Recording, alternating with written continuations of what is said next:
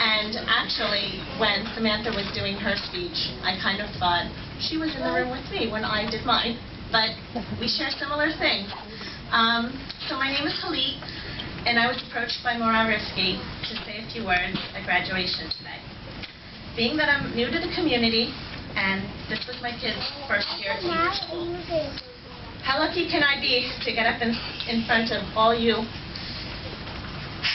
Did I mention that one of the requirements of the speech was that for it to be inspirational, motivational?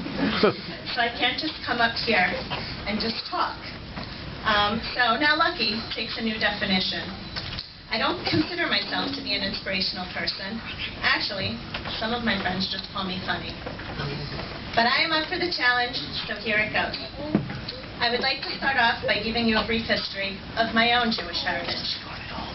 I was born in Israel, and I immigrated to the United States when I was 5 years old, with my brother, who's 1 year older than me. My parents started working in Philadelphia at a retail store, Monday through Saturday. Yes, they worked on Shabbat. And they worked 12-hour days. So Sunday was the only day we would have as a family. Until one day, my parents decided to sign us up for Hebrew School. I asked why. I already knew the language fluently. I already knew the customs. Needless to say, I pretty much thought I knew it all.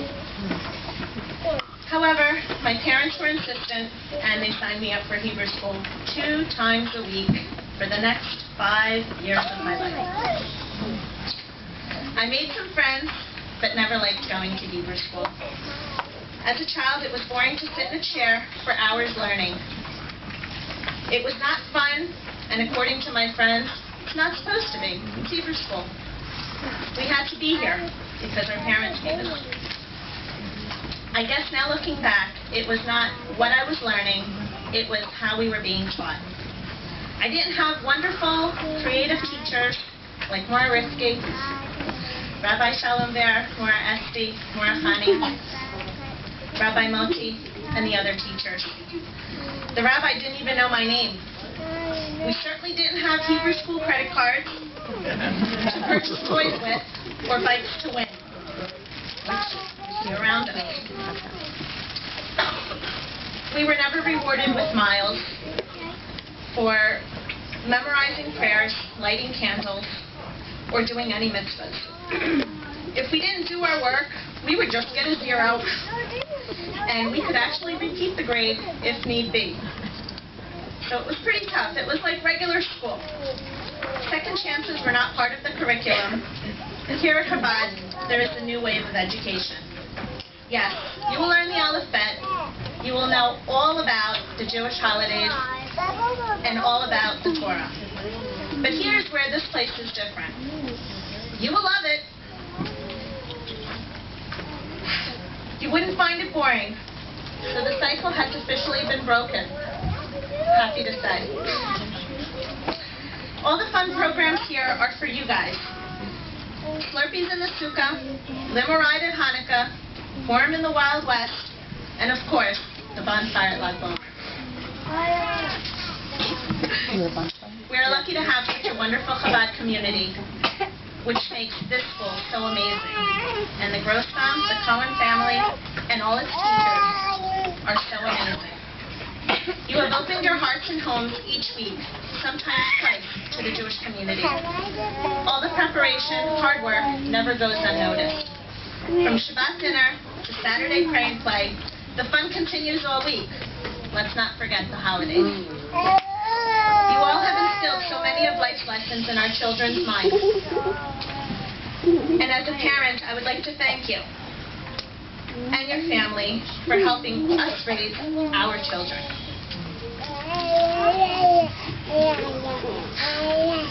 Chabad at Stony Brook is so authentic and has so much to offer the young and the not so young. You care about each and every one of these kids. The smiles at the drop-off are always appreciated, and the escorts at pickup are truly heartfelt. We have trusted you and your family to help mold our children to be kind human beings. I know these young kids will grow up to be very successful adults. they will make us all proud. So, now that I've finished talking about this wonderful Chabad community, I would like to talk directly to the kids. So what can I say to inspire you all? I have children. I try to inspire them, but I don't think I'm working. I try to think back to early fall, when I dropped off my kids at Hebrew School for the first time. I walked them into their classrooms, and I passed by what appears to be the aisle at Target. Toys, gadgets, skateboards, Barbies, and of course, a bike.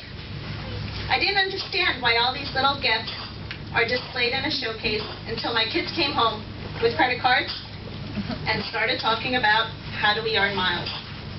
Now the picture was a little clearer for me. You will earn miles by making the Torah a part of your everyday lives. So the more miles you accumulate, the more gifts you get. And remember the word gift. Now if you pass the glass showcase, all you see are empty shelves. Nothing on them. All the gifts have been rewarded to the kids like you. So I ask, does the empty showcase mean that you don't have to say Shema Yisrael or Modeh anymore? That you don't have to do any mitzvahs? Are you done learning because you have a mitzvah? Or maybe this is the beginning of something bigger and deeper, learning on a higher level. I would like to talk to you guys about the difference between gifts and choices. For starters, gifts are easy. You see them at Hebrew School. You earn them with miles. Gifts are easy because they're given, of course. How will you use these gifts? How will you take pride in those gifts? Something to think about. Now, choices. They can be hard. Chabad is a choice. Some of you are graduating. Do you continue with your studies? Do you become part of the Chabad team? Will you be involved in the friendship circle? Will you maintain connections with your friends? Maybe volunteer in the community, maybe with your friends. Believe me, you can actually get much pride in these choices. The choices become more rewarding than the actual gift. To sum it up, I'm going to leave you with some words of wisdom. This is the motivational part. Number 1, think. Cleverness and smart is a great gift, but kindness is a choice. Being on the lookout for someone in need, that is a kindness, that is a choice to help. Number 2, listen to your parents. They have a vested interest in you. They want to protect you and support you. There are people that you will encounter that will challenge your pride. Don't let them. Think it through and remember the Torah and all its valuable lessons. Trust your gut, have faith, and remember that the choices you make will mold you into the person you are going to become. Number 3, commit yourself to Judaism. If you don't believe in something, you will fall for absolutely anything. All of you share a common thread. You are part of the Jewish people, not just simply Jews. Never stop learning. You can always learn from others, or you can become a teacher one day. The more you learn, the more you grow. My last word of advice for you guys. Get involved. Your parents, the Grossbaum, the Cohen family, and the teachers at Hebrew School have given you a foundation and the tools to think for yourself. One of the biggest tools was the love for the Torah. With that, you will have everything you need to make it in this world. If you question life, look at the answer in the Torah. Don't think that just because you had a bar mitzvah, you are done. We're all bar mitzvah kids. Right there. So you're not done. Actually, you have just begun. So get involved in C-teams, friendship circle, volunteer, connect with the Chabad family. remember, a Jewish education is a gift, and that's the word I would like to stress, not the gift in the showcase. But a Jewish education is the gift that you will be unwrapping for the rest of your life. Thank you so much for the